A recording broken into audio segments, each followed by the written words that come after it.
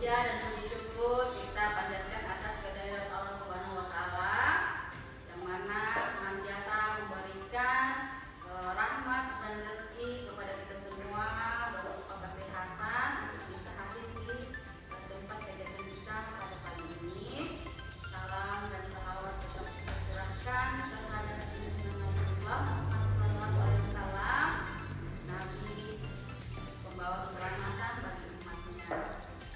Adapun kegiatan kita pada pagi hari ini adalah bentuk aksi nyata atau penerapan modul ajar di pendidikan kami yang sedang terlaksana ini, yakni guru penggerak pada angkatan 10. Maka kegiatan ini dilakukan dengan berkolaborasi antar sesama calon guru penggerak. Jadi sebelum kita memulai acara kita pada hari ini, alangkah baiknya kita berdoa terlebih dahulu menurut kepercayaan dan keyakinan kita, masing-masing doa dinilai.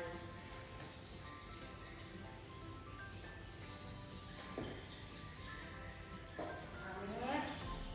Doa selesai.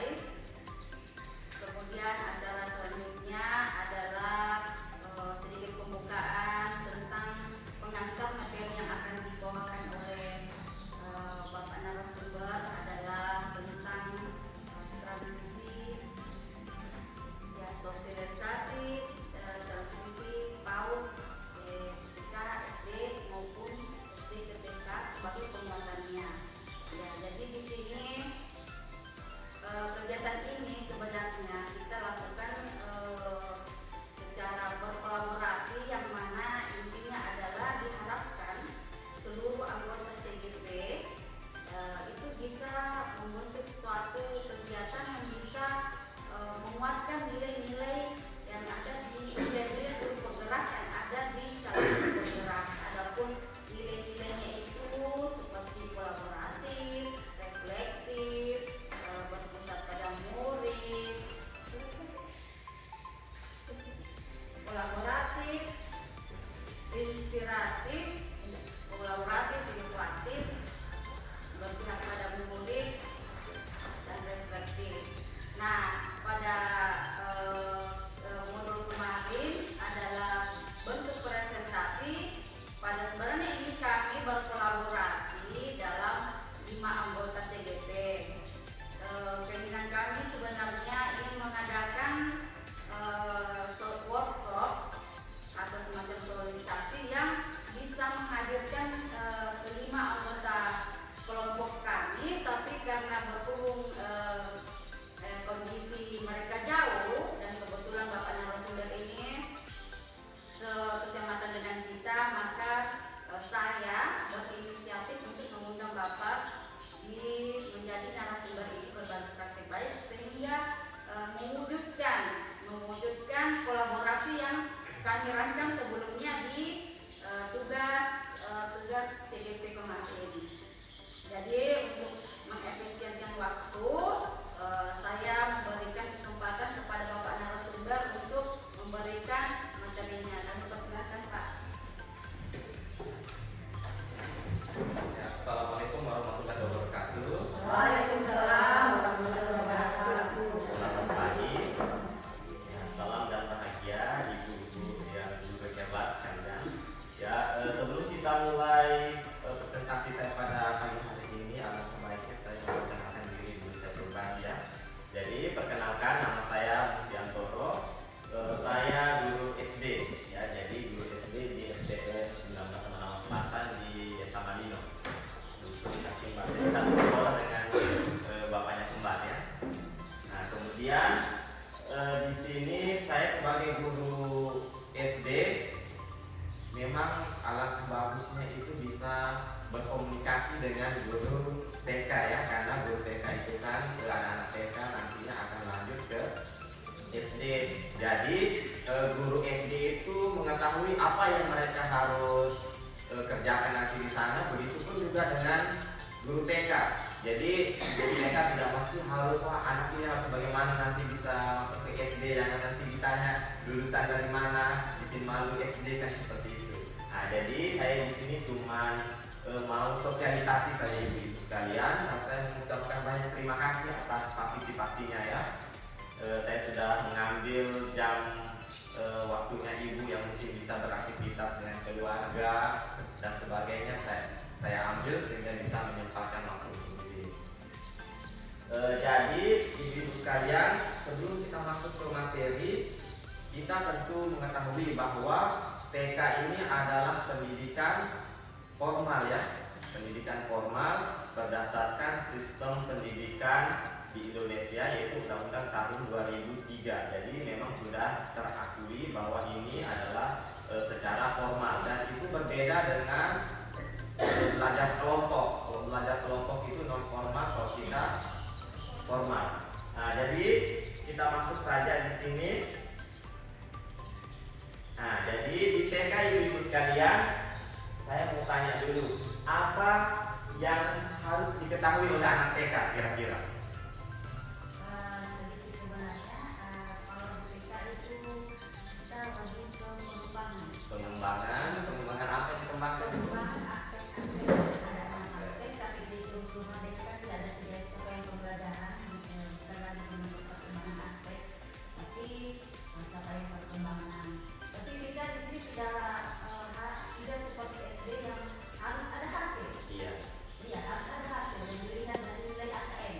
Kami tidak, itu kita cuma fokus ke perkembangannya seperti itu. Jadi kita tidak menuntut anak itu harus tahu, tetapi setidaknya mereka tahu kerja,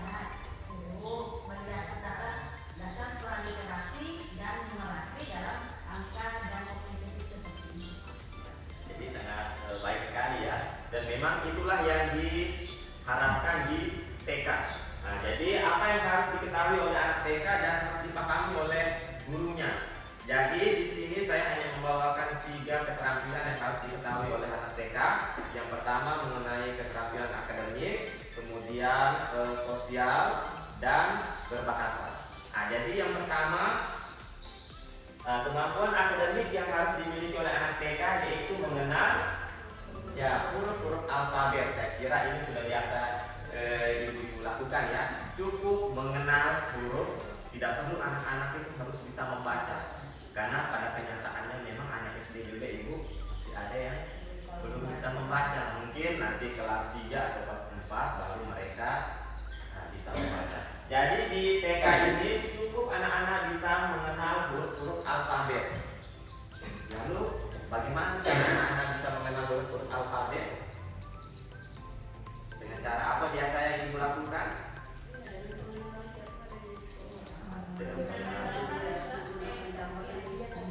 Ya, jadi sebenarnya ibu sedikit saya kemarin ini agak ragu. Kenapa? Karena saya yakin di sekolah ini semua sudah dilakukan. Nah, jadi saya tanya Ibu Hasrat, apa permasalahan di sekolahnya? Dia bilang tidak ada. Berarti saya bingung juga materi apa yang saya bawakan. Karena sudah dilakukan semua kan. Jadi kita itu makanya saya mengatakan kita sosialisasi saja, kita tanya jawab. Kalau misalnya ada yang saya bisa jawab, saya jawab. Kalau misalnya tidak bisa, nanti di lain kesempatan saya jawab. Ya, jadi mengenal huruf alfabet ya dari A sampai Z. Nah, dengan cara bisa kita menggunakan seperti di sini sudah ada alfabet A sampai Z. Kemudian bisa juga kita menggunakan permainan puzzle huruf. Nah, jadi di situ kan ada huruf A sampai Z menggunakan puzzle dan itu adalah cara yang cukup menarik ya bagi anak-anak. Selain melatih pemahamannya tentang materi, juga melatih keterampilannya dalam memasukkan mana angka yang harusnya dimasukkan di tempat itu. Nah, kemudian yang kedua, mengingat dan mengenal nama-nama warna. Pasti ibu sudah lakukan kan? Nah, jadi mengingat dan mengenal warna-warna warna. Nama-nama warna itu intinya yang dominan atau warna dasar. Ya, seperti ada merah, kuning, hijau, putih. Lalu dengan cara apa? Cara memperkenalkan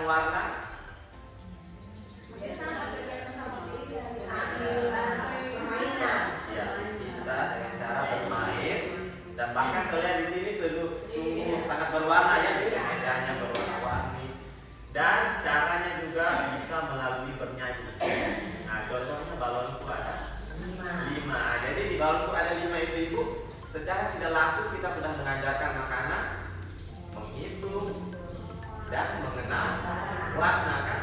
Ada hijau, kuning, kelabu, merah muda dan biru. Nah, balonku ada 5. Jadi di situ anak-anak sudah mengetahui angka, warna bahkan huruf jika dituliskan. Kemudian selanjutnya mampu berhitung. Nah, kira-kira anak TK ada yang tidak bisa berhitung? Pada umumnya sudah ya.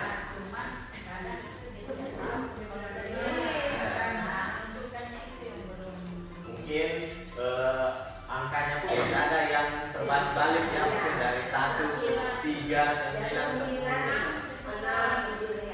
Ya, tapi di sini anak-anak setidaknya sudah bisa mengenal angka, bisa berhitung. Nah, jadi setidaknya itu sudah 1 sampai 10 anak-anak itu sudah tahu. Jadi itu yang saya sampaikan tadi ibu, sebagai guru tidak usah terlalu pusing. Karena anak-anak TK itu sudah mati diurus. Belum lagi dari gerak-geriknya harus mengamati, pengetahuannya pula yang mau kita urus. Nah, jadi cukup 1 sampai 10. Nah, kemudian mengenal alat tulis dan mampu menggunakannya. Nah, jadi anak-anak itu sudah pasti bisa membedakan mana pensil, mana buku, mana penggaris atau misal. Nah, ini tanpa diajarkan secara lisan atau secara otomatis pasti ibu sudah sampaikan. Ini ayo keluarkan bukunya, ayo keluarkan pensilnya. Seperti itu. Kita lanjut lagi ya. Jadi bisa memperhatikan dan mengikuti arahan guru. Ini bagaimana ibu? Nah, bisa memperhatikan dan mengikuti arahan guru.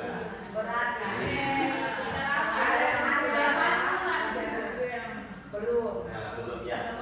Ya, namanya anak-anak ini perlu kita sangat memaklumi. Makanya ibu guru.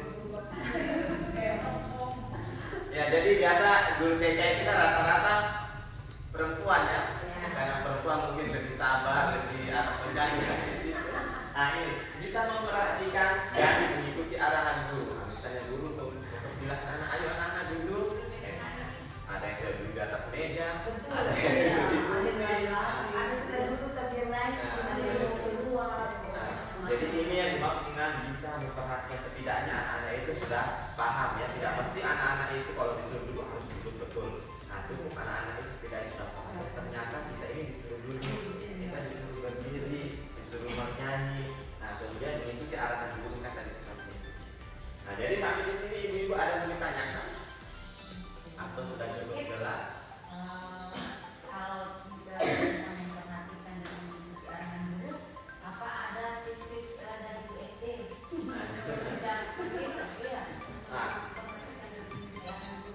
Ya, terima kasih sedikit dari saya. Atau ada dari teman-teman ibu sekalian?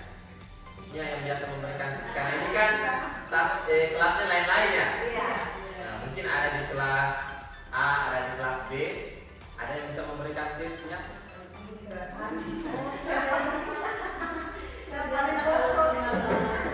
Maksudnya pengalaman pribadi. Iya. Pakar perhatian anak-anak yang mungkin bermain dengan teman. Biasa saya pasti bersatu dia. Terus itu dan saya tanya apa ya, karena kan biasa anak-anak disuruh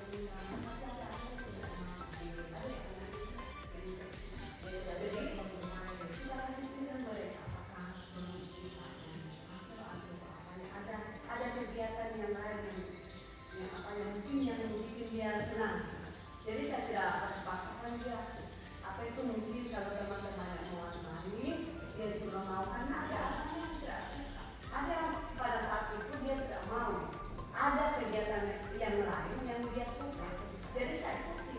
Maksudnya yang penting masih edukasi kan. Ya, itu sangat benar sekali ya ibu. Jadi memang di sini bisa memperhatikan dan mengikuti arahan guru itu sebenarnya langsung dari kita sendiri juga yang memberikan contoh. Misalnya ayo anak-anak kita menggambar. Nah, jadi otomatis di sini kan ada meja ya, jadi kita langsung duduk bersama anak-anak. Jadi kita duduk bersama anak-anak, kemudian kita dampingi menggambar. Tapi kan ada juga biasa dulu begini, ayo anak-anak silakan menggambar. Nah kan biasa ada tuh, ada gurunya misalnya duduk di sini, pegang HP, balas WA, kan biasa ada begitu tuh. Nah tapi kalau misalnya maksudnya tidak ada di sini di sekolah lain. Nah, di sekolah lain ada seperti itu kan, atau di Facebook atau di TikTok. Tapi kalau misalnya kita mau lebih mendekatkan atau anak-anak itu lebih tertarik, tentu kita harus mendekat, kita harus ikut terlibat. Apalagi kalau misalnya ada meja, melantai juga bisa. Saya kira anak-anak itu kadang lebih senang melantai daripada pakai meja ya. Jadi kita langsung ikut di situ di dalam kelompok itu.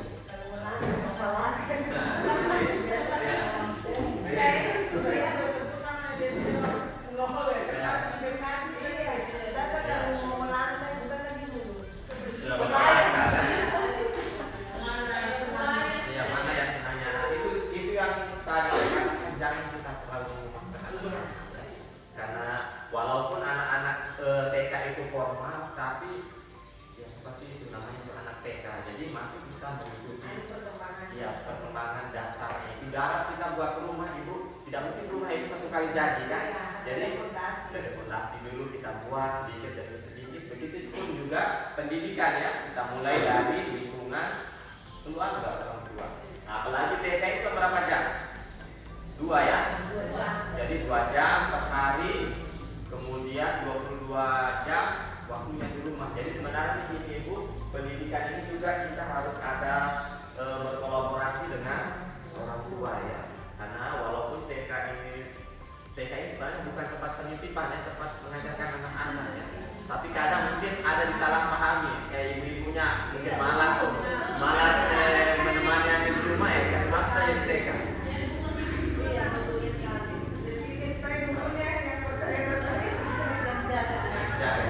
Nah, jadi sebenarnya itu kita harus ada kolaborasi yang mungkin kita kasih pemahaman ke orang tua, atau mungkin kalau lebih bagus orang tua juga ikut belajar di sini. Karena kan biasa ada begitu kan, ada anaknya tidak mau dilepas. Jadi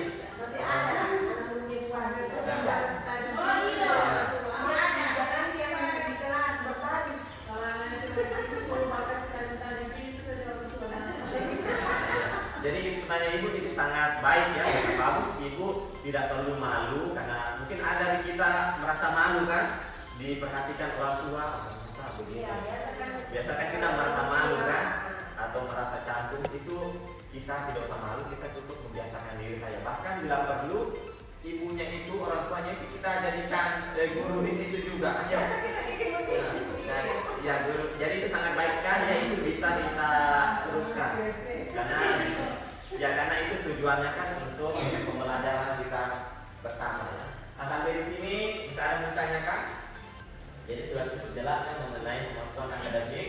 Jadi yang harus dipahami oleh anak-anak mengenai akademik itu ada 5, cukup ada 5 itu. Ibu tidak perlu tambah-tambah pusing lagi ibu ya. Yaitu mengenal huruf alfabet. Alhamdulillah kalau ada anak-anak sudah bisa membaca, karena kan kemampuan anak-anak itu berbeda-beda ya. Kemudian mengingat dan mengenal nama-nama warna, mampu berhitung, mengenal alat tulis dan mampu menggunakannya, serta bisa memperhatikan dan mengikuti arahan guru. Nah, kemudian kita masuk di keterampilan sosial yang harus dimiliki anak TK. Apa yang pertama ibu? Apa kira-kira? Ya, komunikasi. Kemudian kemandirian. Kemudian apa lagi?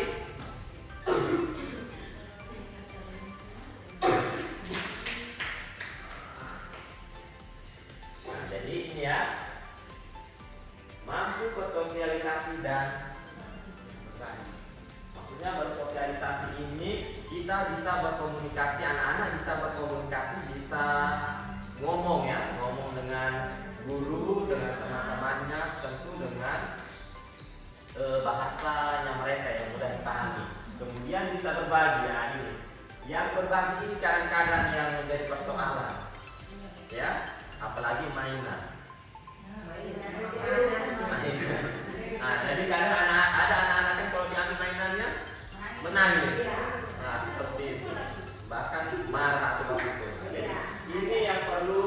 kita tanamkan, begitu pun juga dengan orang tua. Kita sampaikan kepada orang tua bahwa sampaikan nilai-nilai kebaikan di anak itu, jangan dilepas tanggung jawab semua ke guru. Padahal guru cuma 2 jam, sama orang tua sama lingkungan 2 jam.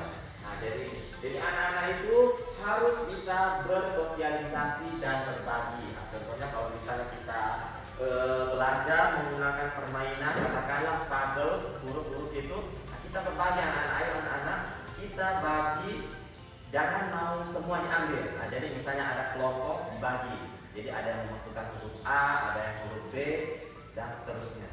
Bisa ibu ya? Nah, kemudian selanjutnya kemampuan untuk duduk dengan tenang. Nah, ini saya rasa masih susah ya. Jadi kemampuan untuk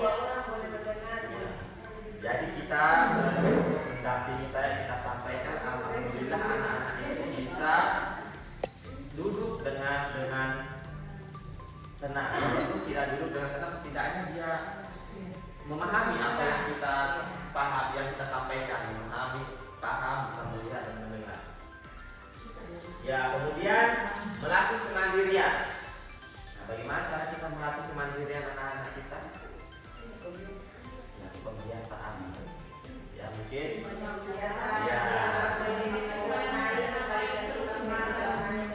Ya, itu sangat. Ibu Asra masih perlu kita lanjutkan ini, Ibu Asra. Karena saya kira ini sudah dilakukan semua. Nah, jadi melatih kemandirian ya. Melatih kemandirian, dan misalnya anak-anak mengeluarkan bukunya sendiri pasti sudah bisa kan, atau mungkin sudah ada yang bisa mengikat tali sepatunya sendiri. Nah, kemudian kembali merapikan permainannya, string juga termasuk. Nah, kemudian ya, ini ada yang masih mengantarkan anak-anaknya ke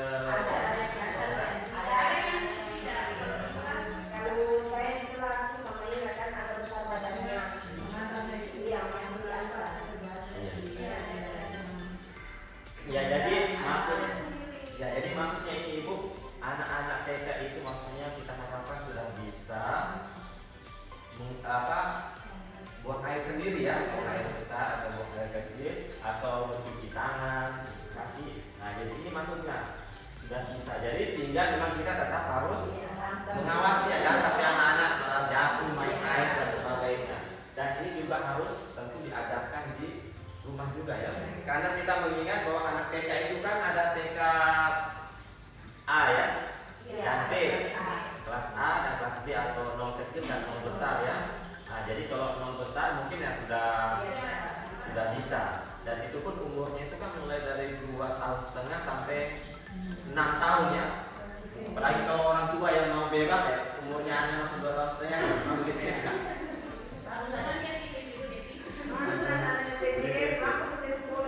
Nah, jadi ini maksudnya ini anak-anak itu setidaknya bisa sudah mandiri membersihkan atau buang air sendiri, walaupun masih membutuhkan pendampingan. Nah, kemudian ini yang terakhir apa?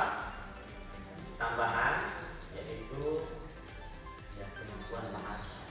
Jadi anak-anak sekarang itu kan, contohnya keponakan saya itu dia biasa kalau bilang hewan atau menghitung itu kadang menggunakan bahasa Inggris ya, karena pengaruh HP, pengaruh HP. Nah, kalau dia bilang anjing bukan anjing, dia bilang dog. Menghitung juga, jadi karena kita heran. Nah, ini maksudnya keterampilan, kemampuan bahasa ya. Tapi kalau misalnya bahasa yang lain boleh, bahasa lokal, bahasa Kaili. Nah, itu tetap harus kita kembangkan ya. Nah, jadi ini maksudnya keterampilan tambahan ini boleh tidak, boleh ada. Tapi kalau misalnya kita mampu berbahasa Inggris sesekali, walaupun cuma yes no, mana hewan, apalagi kan biasa hewan-hewan ini ada nama-nama bahasa Inggrisnya kan, atau tidak mobil kan, ini sangat bagus kan, saya melihat ini kursinya ada warnanya beda-beda, terus ada gambar-gambar.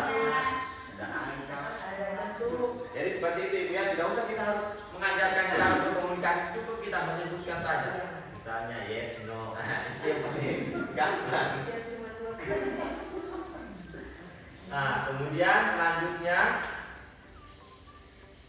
nah, bagaimana caranya kita tadi mewujudkan yang 3 keterampilan tadi? Sebenarnya kita sudah sampaikan juga secara langsung. Nah, cuma kita bahas lagi. Nah, caranya itu pertama gunakan kata-kata yang sederhana, maksudnya yang mudah dipahami ya. Saya kira ibu-ibu ini sudah lebih paham. Nah, karena namanya anak-anak itu kan daya berpikir, daya ingatnya itu masih kurang ya. Jadi jangan kita terlalu menggunakan bahasa baku. Nah, jadi cukup bahasa yang sederhana yang anak-anak paham. Bahkan misalnya makan saja kan mam kan begitu. Ya mam. Itu yang mudah. Ya. Kalau misalnya di rumah ya. Seperti itu. Ya, jadi kita menggunakan bahasa yang mudah dipahami saja, yang baku. Ya, yang sederhana seperti makan. Makan itu kan sederhana kan? Ayah anak makan. Ada kayak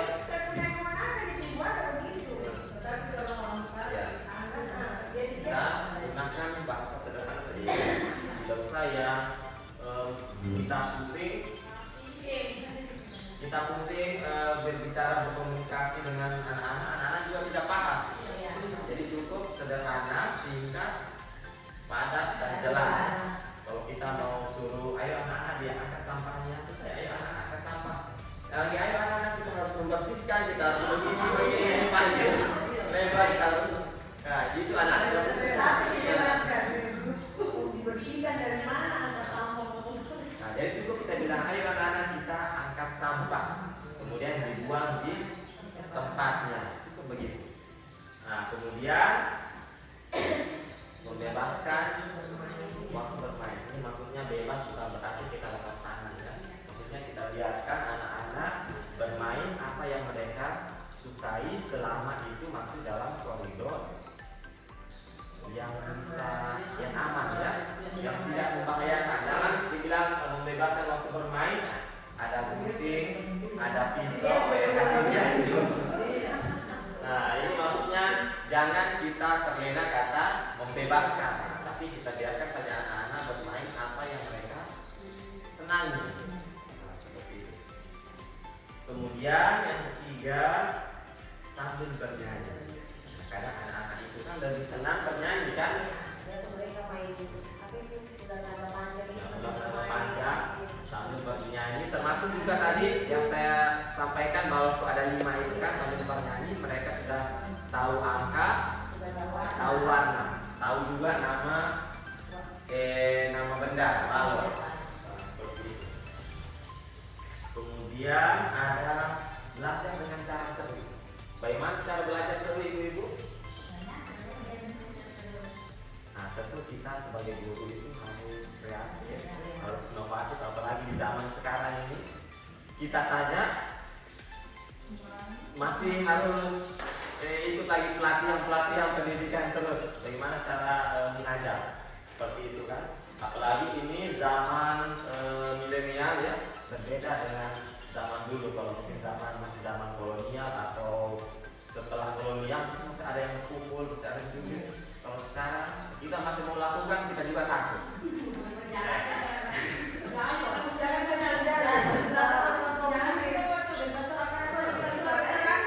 Kita bersuara keras, besoknya sudah tidak muncul anak.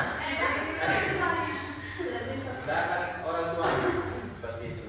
Jadi cukup kita belajar dengan cara seru. Seperti tadi itu kita belajar sambil bernyanyi, sambil bermain peran atau berhitung atau menggunakan puzzle, itu kan sebenarnya bermain juga kan dengan cara seru. Nah, kemudian masih ada cara lain, yaitu belajar di luar ruangan. Di sini kita menerapkan belajar di luar ruangan juga. Ya, saya melihat lapangannya sangat luas ya, jadi saya rasa cukup untuk belajar di luar ruangan. Nah, jadi ini yang sebenarnya pemahaman orang tua juga ya. Kadang anak-anak itu orang tua beranggapan anak-anaknya belajar itu nanti belajar membaca, menulis, membaca. Itu yang mereka anggap belajar. Padahal sebenarnya di masa TK, di masa anak-anak itu sebenarnya masih masa pertumbuhan ya. Proses ya masih bermain. Jadi permainannya mereka itu yang sebenarnya keterampilannya itu harus kita kembangkan, tapi masih dalam koridor yang sesuai ya dengan nilai-nilai pendidikan. Nah ini belajar di luar ruangan bisa kita lakukan, misalnya di bawah pohon, bisa juga ada permainan-permainan. Di situ kan kita bisa memperkenalkan alat-alat atau hewan-hewan yang ada di sekitarnya kan. Karena pasti di bawah pohon itu ada semut, ada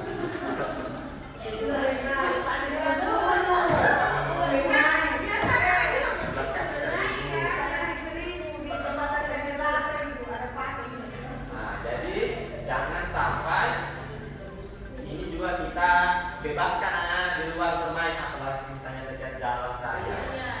Masih tetap harus pendampingan, tapi kalau misalnya ada pohon-pohon itu sangat bagus ya. Misalnya ada pohon. Jadi memang sekolah TK sebenarnya harus rindang ya. Anak-anak bisa bermain di luar. Karena ada anak-anak di dalam ruangan itu bosan juga ya. Bosan karena di luar juga mereka ingin udara segar, bisa bermain mungkin di luar. Kemudian buat permainan. Nah, seperti tadi, permainan apa yang biasa dilakukan? Ular, naga, ya, menangkap bola, batu. Nah, itu saya tahu maksudnya itu. Nah, itu kan keterampilan untuk anak-anak menghitung juga kan, menghitung batunya, menempatkan batu itu harus di mana. Tentu juga benar. Nah, tentu mereka paham kan seperti itu. Nah, kemudian melatih kepercayaan diri anak. Bagaimana caranya kita melatih kepercayaan diri anak-anak?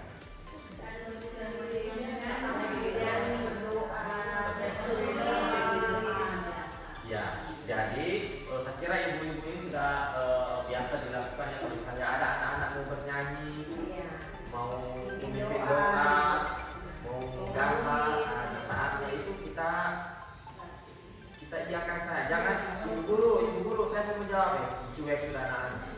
Akibatnya anak-anak nanti sudah tidak pede ya. Apalagi kalau misalnya anak-anak salah jawab. Nah, jangan dibilang salah, apalagi dimarah. Nah, cukup kita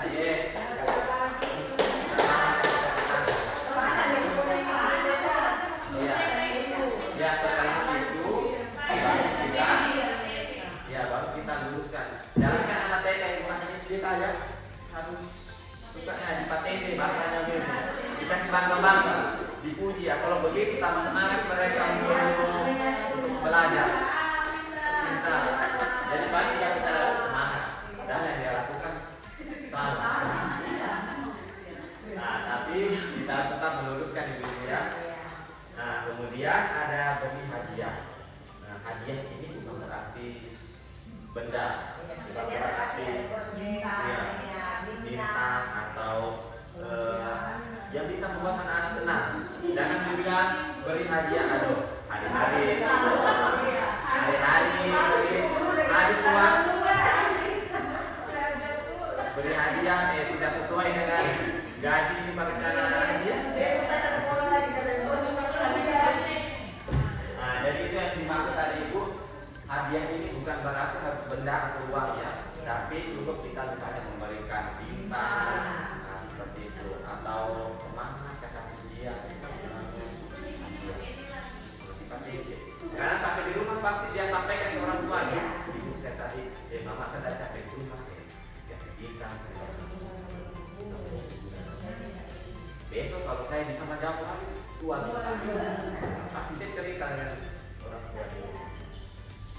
Nah, kemudian berikan si kecil mainan edukasi. Ini saya kira biar di sekolah ini ada pasti mainan edukasi kan. Seperti tadi puzzle alfabet, nah balon, kartu angka. Saya kira di sekolah TK itu ada semua sudah itu. kemudian ajarkan anak disiplin. Disiplin ini tentu yang misalnya dari segi pakaian atau kerapian ya, kemudian bagaimana buang sampah atau menggunakan cuci tangan, antri, ya, itu harus disiplin dan termasuk juga datang ke sekolah, pulang, datang dan pulang. Nah, jangan belum jam 10 sudah minta pulang. Karena di sekolah saya itu terus terang anak-anak jam 9, Pak Guru Pulang juga lapar. bisa pulang makan. Iya. Bagaimana? Karena memang ini kurang pemahaman dari orang tua juga. Orang tua yang kurang perhatikan anak-anaknya. Jadi anak-anak seharusnya mereka sarapan dulu baru ke sekolah. Ini jam 9 sudah biasa gitu, Pak Guru. Saya pulang makan dulu. Lingkungan juga. Kalau pengaruh. Kalau di sini ada yang seperti itu. Ada juga biasa, ada biasa. Tapi dia tidak pulang. Ya, bisa izin kan? Izin biasa kedukaan. Tapi kalau sama itu Jadi itu sebenarnya makanya saya sampaikan alangkah bagusnya itu kalau misalnya di awal pembelajaran kita harus komunikasi juga dengan orang tua. Jangan ini mata anak-anak diserahkan sepenuhnya ke guru, ke sekolah. Itu orang tua juga harus terlibat. Apalagi kita ini kan tidak lama lagi mau kelulusan kan, anak sudah masuk TK. Nah, jadi ini makanya saya bilang bawakan materi ini saya anak-anak tidak lama lagi masuk TK. Nah, kemudian selain dari itu kegiatan tadi, ibu-ibu sekalian, tentu ini anak-anak punya pemahaman yang berbeda-beda, dipengaruhi juga mungkin faktor gen dan makanannya ya. Nah, jadi kalau saran saya disampaikan saya ke orang tua, ini konsumsilah makanan-makanan yang bernutrisi ya, seperti yang ada pada susu. Nah, kalau misalnya orang tuanya cukup mampu ya sampaikan saja. Tidak usah guru lagi sekolah lagi yang mau kasih susu hari-hari, uang dari mana. Nah, jadi cukup disampaikan ke ya, yang penting yang bernutrisi ya, makanan sayur-sayuran hijau, ikan, telur, apalagi di sini banyak yang jual, tinggal mau belinya itu pakai apa. Nah, jadi ini ya, harus menggunakan kandungan DHA dan 9-AAE.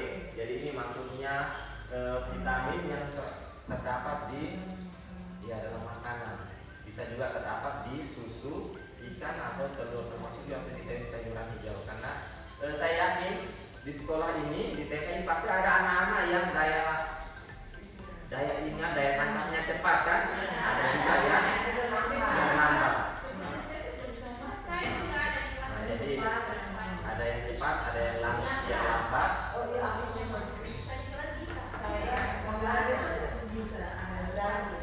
Iya, itu memang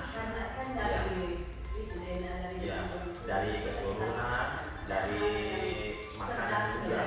Jadi kita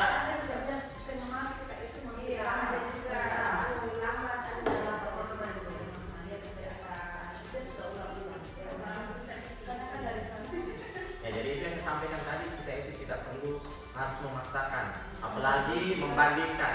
Ya, kita jangan pernah membandingkan si A dan si B, karena itu bisa menyebabkan anak yang tadi dibandingkan itu bisa jadi tidak percaya diri, jadi kecil hati kan.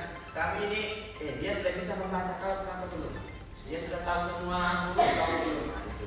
Kita kembali lagi ke ini tadi ya, bahwa anak-anak itu semuanya tidak ada yang sama. Sedangkan anak yang kembar dia tidak sama, apalagi yang tidak kembar, yang berbeda kan. Jadi tingkat pemahaman yang berbeda, mulai dari termasuk juga dari apa yang mereka konsumsi hari-hari.